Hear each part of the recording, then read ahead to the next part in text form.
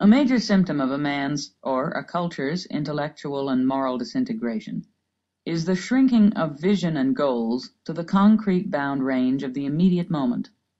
This means the progressive disappearance of abstractions from a man's mental processes or from a society's concerns. The manifestation of a disintegrating consciousness is the inability to think and act in terms of principles. A principle is a fundamental, primary, or general truth on which other truths depend. Thus a principle is an abstraction which subsumes a great number of concretes. It is only by means of principles that one can set one's long-range goals and evaluate the concrete alternatives of any given moment. It is only principles that enable a man to plan his future and to achieve it. The present state of our culture may be gauged by the extent to which principles have vanished from public discussion, reducing our cultural atmosphere to the sordid, petty senselessness of a bickering family that haggles over trivial concretes while betraying all its major values, selling out its future for some spurious advantage of the moment. To make it more grotesque, that haggling is accompanied by an aura of hysterical self-righteousness in the form of belligerent assertions that one must compromise with anybody on anything, except on the tenet that one must compromise, and by panicky appeals to practicality. But there is nothing as impractical as a so-called practical man. His view of practicality can best be illustrated as follows. If you want to drive from New York to Los Angeles, it is impractical and idealistic to consult a map and to select the best way to get there. You will get there much faster if you just start out driving at random, turning or cutting any corner, taking any road in any direction, following nothing but the mood and the weather of the moment. The fact is, of course, that by this method you will never get there at all. But while most people do recognize this fact in regard to the course of a journey, they are not so perceptive in regard to the course of their life and of their country. There is only one science that could produce blindness on so large a scale, the science whose job it was to provide men with sight: philosophy. Since modern philosophy, in essence, is a concerted attack against the conceptual level of man's consciousness, a sustained attempt to invalidate reason, abstractions, generalizations, and any integration of knowledge, men have been emerging from universities for many decades past with the helplessness of epistemological savages, with no inkling of the nature, function, or practical application of principles.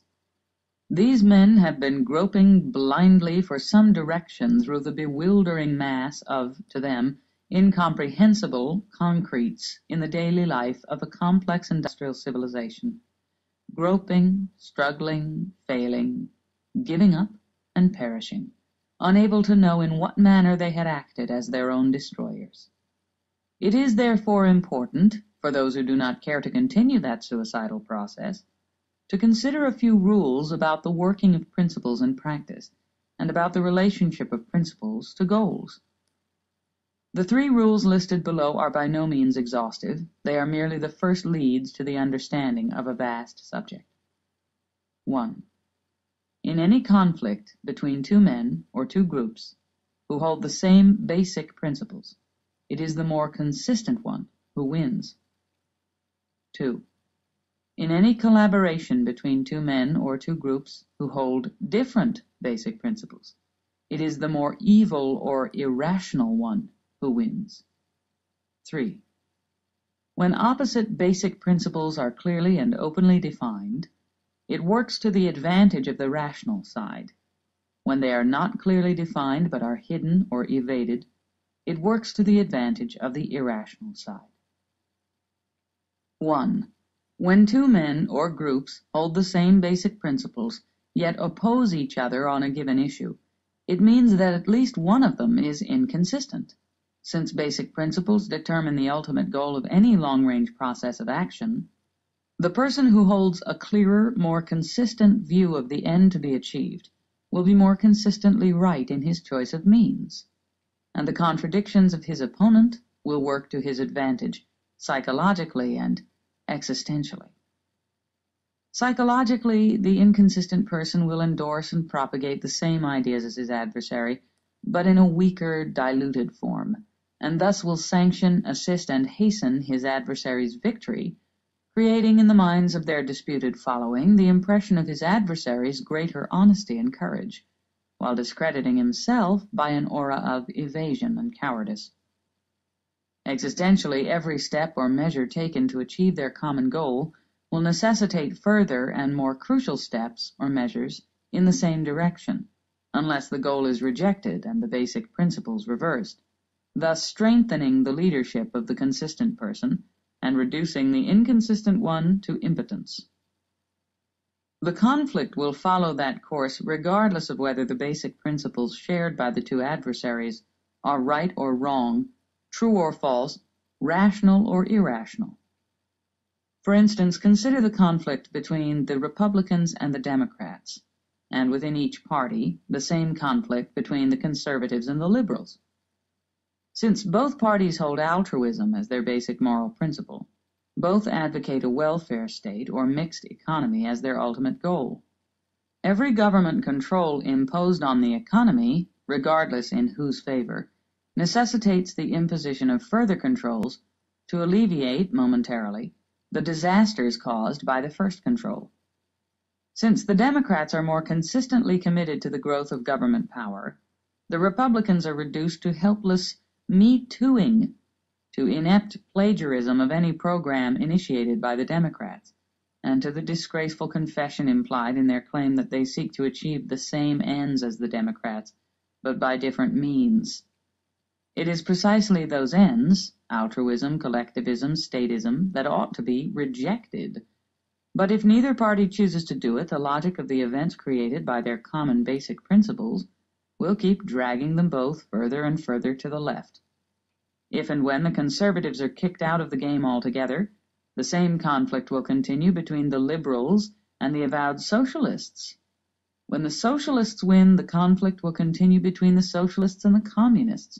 When the communists win, the ultimate goal of altruism will be achieved: universal immolation.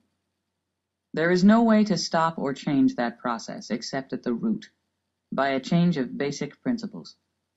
The evidence of that process is mounting in every country on earth, and observing it, the unthinking begin to whisper about some mysterious occult power called a historical necessity, which in some unspecified way, by some unknowable means, has preordained mankind to collapse into the abyss of communism. But there are no fatalistic historical necessities. The mysterious power moving the events of the world is the awesome power of men's principles, which is mysterious only to the practical modern savages who were taught to discard it as impotent. But, it might be argued, since the advocates of a mixed economy are also advocating freedom, at least in part, why does the irrational part of their mixture have to win? This leads us to the fact that, 2. In any collaboration between two men or groups who hold different basic principles, it is the more evil or irrational one who wins. The rational principle, premise, idea, policy, or action is that which is consonant with the facts of reality. The irrational is that which contradicts the facts and attempts to get away with it. A collaboration is a joint undertaking, a common course of action. The rational, the good, has nothing to gain from the irrational, the evil, except a share of its failures and crimes. The irrational has everything to gain from the rational, a share of its achievements and values. An industrialist does not need the help of a burglar in order to succeed. A burglar needs the industrialist's achievement in order to exist at all. What collaboration is possible between them, and to what end? If an individual holds mixed premises,